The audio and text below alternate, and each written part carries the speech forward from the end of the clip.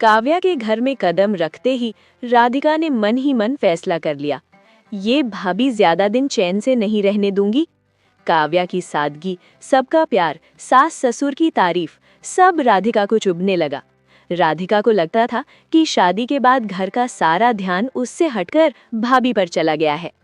कुछ दिनों बाद घर में बात चली, पापा, राधिका की शादी के लिए पैसे अलग रख दीजिए। राधिका ने तुरंत कहा, और भाभी के मायके से क्या मिला? सब कुछ तो भैया ही खर्च करते हैं। कमला देवी चुप रहीं। काव्या ने मुस्कुराकर जवाब दिया, दीदी, रिश्ते तौलने के लिए नहीं, निभाने के लिए होते हैं। ये बात राधिका के दिल में तीर की तरह लगी। राधिका ने चाल चली, माँ, भाभी बहुत चालाक है, सब कुछ अपने नाम करवा लेगी। कमला देवी उलझन में पड़ गई, लेकिन काव्या सब समझ रही थी और चुप थी, क्योंकि चालाक भाभी शोर नहीं करती, सही वक्त का इंतजार करती है। एक दिन राधिका घर के कागजों को देख रही थी, तभी उसे पता चला कि अमित के नाम पर एक प्लॉट है। राधिका ने माँ से कहा, माँ, वो प्लॉट मेरे नाम करवा दो, आखिर मैं भी आपकी बेटी हूँ। कमला देवी भावुक हो गई, लेकिन काव्या ने कहा, अगर बांटना है तो सब कुछ सभी में बराबर बराबर बांटिए, घर, जमीन, जिम्मेदारी, सब कुछ। राधिका बौखला गई। उसे काव्या से बहुत जलन हो रही थी। उसने एक प्लान बनाया। काव्या पर गहने चोरी करने का आरोप लगा दूंगी तो सब उसे चोर समझेंगे और वो झूठी साबित हो जाएगी। फिर राधिका ने सबसे बड़ा दांव खेला। उसने कहा, भाभी मेरे गहने चुरा रही थीं। घर में हंगामा मच गया। कमला देवी गुस्से से काव्या को देख रही थी। काव्या शांत खड़ी थी। तभी वो बोली, माँ, अलमारी की चाबी तो दीदी के पास है, सीसीटीवी भी लगा है, देख लीजिए। सच सामने आ गया। राधिका शर्म से झुक गई, पर लालच अब भी जिंदा था। राधिका ने अमित को भड़काया, भैया, भाभी तुम्हें अपने इशारों पर नचाना चाह रही है। अमित कंफ्यूज हो गया। काव्या ने सिर्फ इतना कहा, अगर भरोसा नहीं तो हमारा साथ नहीं। अमित को पहली बार समझ आया कौन रिश्ते निभा रहा है और कौन सिर्फ फायदा देख रहा है। राधिका की शादी तय हुई। उसने दहेज और खर्च से घर को निचोड़ लिया।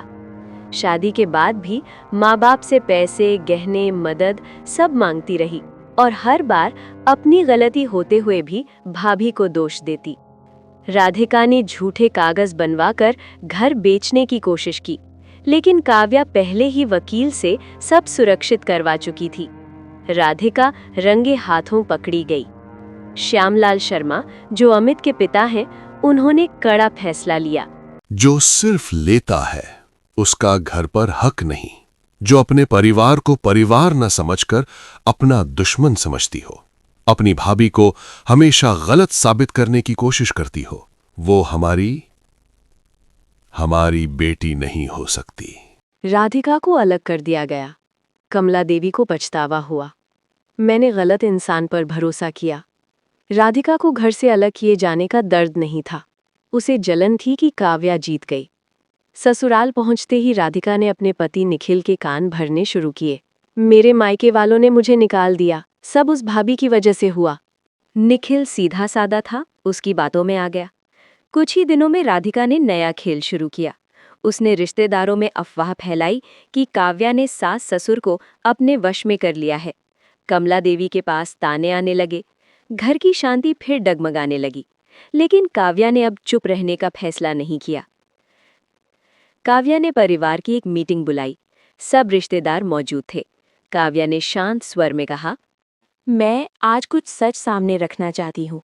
उसने पुराने मैसेज, कॉल रिकॉर्ड और पैसों के सबूत दिखाए कि कैसे राधिका सालों से घर से पैसे निकलवाती रही।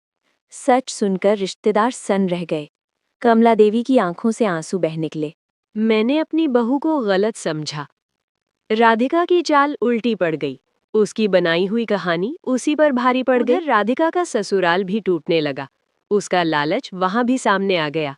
निखिल ने एक दिन साफ कह दिया, मुझे तुम्हारा लालच नहीं, सच्चाई चाहिए। पहली बार राधिका अकेली पड़ी, न मायका न ससुराल, सिर्फ पछतावा। वो कमला देवी के पैरों में गिरकर रोई, माँ, मुझे माफ कर दो। कमला देवी ने कहा, माफी मिल सकती है, भरोसा नहीं। काव्या ने आखिरी फैसला लिया। उसने राधिका को पूरी तरह ठुकराया नहीं। गलती इंसान से होती है, लेकिन मौका वही देता है जो मजबूत होता है। राधिका को सीमित मदद दी गई, लेकिन घर और पैसों में दखल हमेशा के लिए खत्म। आज शर्मा परिवार में नियम साफ है, लालच नहीं, सच्चाई और सम्मान। राधिका ने देर से ही सही सीख लिया कि जो रिश्तों को पैसे से तोलता है वो अंत में अकेला रह जाता है। चालाकी अगर समझदारी के लिए हो तो रक्षा बनती है, लालच इंसान को अपनों से दूर कर देता है।